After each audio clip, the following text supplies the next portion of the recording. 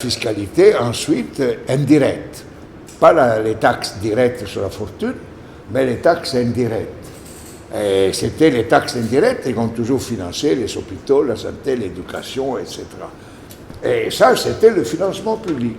Et c'était via la fiscalité. Via la fiscalité signifiait, si la fiscalité était juste et redistributive, ça signifiait un partage de la richesse produite.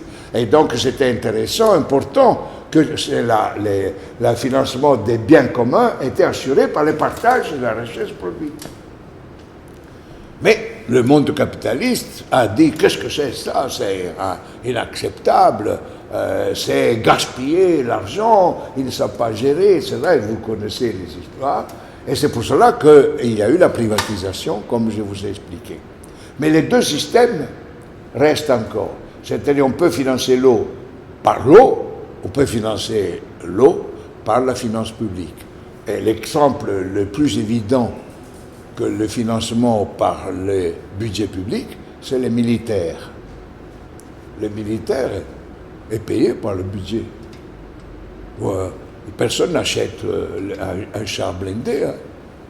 Ce n'est pas les militaires qui financent les armes, c'est le budget de l'État. Et là, tout le monde est d'accord. Hein. Posez-vous la question. Comment ça se fait que tout le monde est d'accord pour payer par les taxes les armées, et même envoyer maintenant des milliards en Ukraine ou même à Israël, alors qu'ils n'acceptent pas, les hôpitaux n'acceptent pas de payer par l'État pour les financer par la collectivité, l'école, les hôpitaux et l'eau. Pourquoi? Hein? Il y a quelque chose qui cloche dans notre imaginaire. Hein? Alors,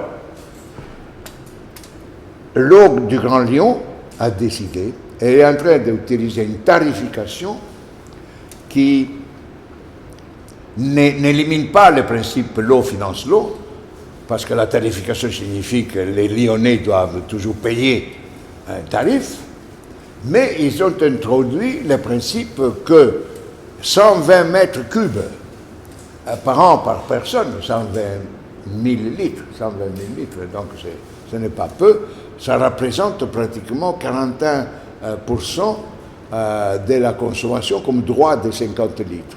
Donc c'est une tarification qui permet de donner 41 litres par an, par personne, 41 litres par jour, par personne, à travers la tarification. Donc il ne paye pas.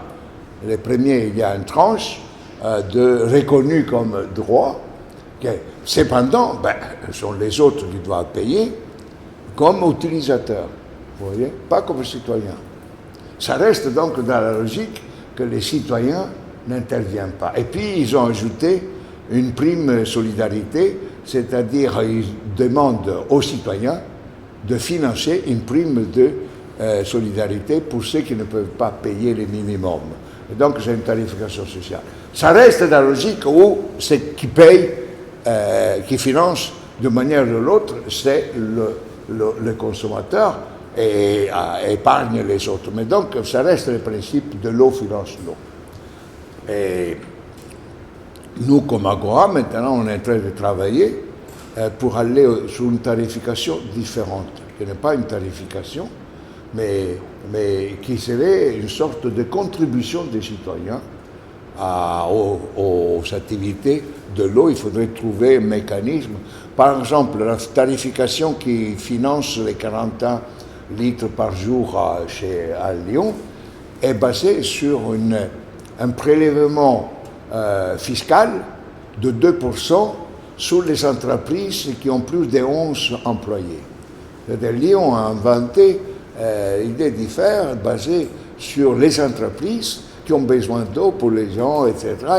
Ils prélèvent 2% sur leur chiffre d'affaires et financent comme ça l'activité commune.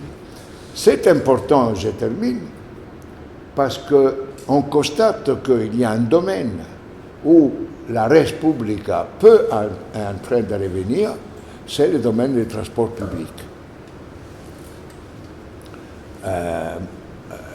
Montpellier est la principale ville européenne qui a introduit la gratuité des transports publics. Il y a 40 autres villes, municipalités en France qui ont introduit le principe de la gratuité. Depuis la première ville en France et en Europe, qui a été Aubagne, à côté de Marseille. Alors, Aubagne a introduit en 2009 la gratuité du transport public. Et ils sont très contents. Et tout le monde est très content. Montpellier également. Et Montpellier envisage de généraliser les transports publics, non pas seulement à ceux qui se résident, mais maintenant un peu d'informations techniques. Mais Montpellier est en train d'aller presque devant l'intégralité des principes de la gratuité. Alors nous, on se pose la question, mais pourquoi ne pourrait-on pas appliquer au principe de l'eau ce qui est en train de bien se passer par un retour au financement public à travers le concept de gratuité du service essentiel pour la vie, qui est le transport collectif et qui est l'eau et qui pourrait être la santé. Et je vous signale qu'à propos du transport public, l'Allemagne a décidé cette année de commencer à introduire la gratuité des transports publics à partir de 2025 dans 50 municipalités. Donc, malgré tout, disons, il peut y avoir un basculement qui peut être fait si, en tant que citoyen, on prenait conscience et on devenait tous un peu des militants. Ce soir, donc ma conclusion, soyez des militants, quoi. Des militants. Ne laissez pas les autres d'être militants.